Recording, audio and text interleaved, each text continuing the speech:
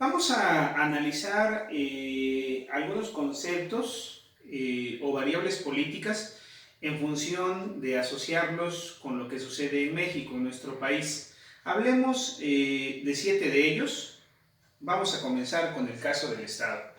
Entendamos nosotros que el Estado es aquel que está conformado por el gobierno, el pueblo y el territorio, pero tiene un cuarto elemento muy importante que es el Estado de Derecho. Es decir, aquel que se hace valer a través de la representación del poder ejecutivo, el poder legislativo y el poder judicial. Entonces, el Estado con 4 elementos fundamentales. En el caso de su segundo elemento que enunciamos, que es el pueblo, tiene un artículo de manera muy puntual en la Constitución Política de los Estados Unidos Mexicanos, donde es relativo a la soberanía nacional.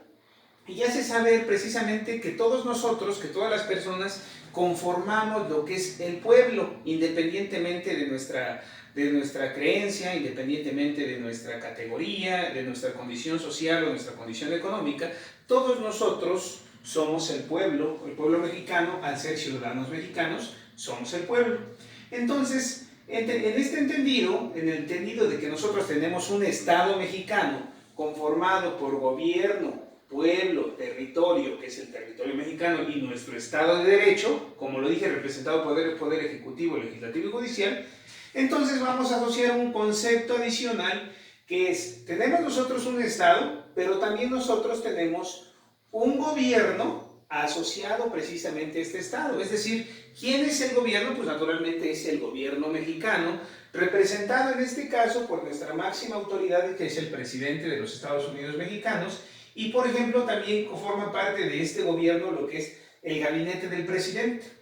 De tal manera que nosotros podemos entender al gobierno como el conjunto de personas o órganos institucionales que son los que ejercen el poder político. Entonces nosotros entendemos que el Estado mexicano tiene un gobierno representado por personas e instituciones que ejercen el poder político.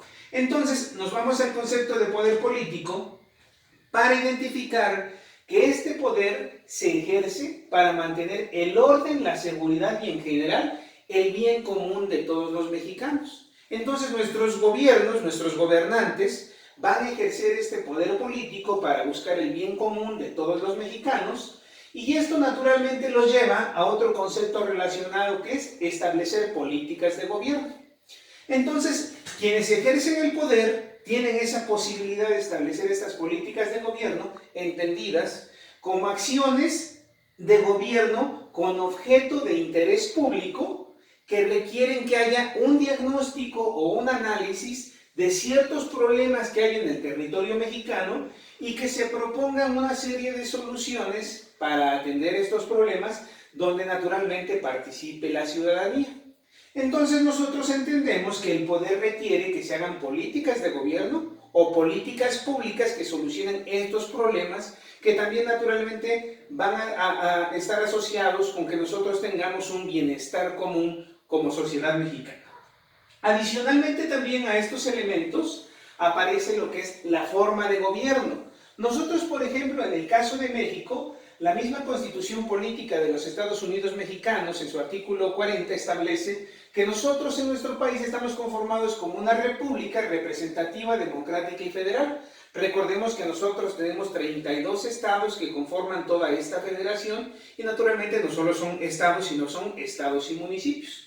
Entonces nosotros entendemos que México es un estado que está gobernado precisamente, que estos gobernantes ejercen el poder político, que como parte de ejercer el poder político se establecen políticas públicas para solucionar problemas y también generar bienestar común, que es el propósito de tener el poder. Pero esto también nos recuerda que todos los ciudadanos mexicanos, por ser el pueblo, y el artículo 39 de la Constitución además lo enfatiza, tienen la posibilidad permanente de modificar su forma de gobierno. Es decir, si nosotros no estamos de acuerdo cómo funciona nuestro gobierno, la misma Constitución nos da la posibilidad de modificar esta forma en que estamos siendo gobernados. Entonces vamos entendiendo estos conceptos de una manera muy sencilla, pero también quiero yo mencionar, por ejemplo, un concepto que es el modelo económico. Entendiendo que nosotros como Estado tenemos un gobierno que es un gobierno integrado como una república representativa democrática y federal, los Estados Unidos mexicanos, y que estos a través precisamente de esta forma de gobierno, cuando se ejerce el poder y se establecen políticas públicas, también es imperante que se generen modelos de funcionamiento de cómo precisamente vamos a entender la economía del país. Entonces aparece el concepto del modelo económico como aquel que nos permite entender precisamente cómo es la representación simplificada de las variables que conforman la economía de México. De una manera muy sencilla entendamos que la economía de México está relacionada con temas de inversión, con temas de capital, con temas de producción, con temas de fuerza de trabajo. Entonces, todas estas variables se pueden identificar a través del concepto que se llama modelo económico. Haciendo un último repaso, entonces, entendemos que el Estado mexicano, que tiene sus 4 elementos, gobierno, pueblo, territorio y Estado de Derecho, se gobierna precisamente a través de un conjunto de personas e instituciones que ejercen el poder para buscar el bienestar común y que pueden emitir políticas de gobierno, políticas públicas que solucionen problemas con la participación de la ciudadanía.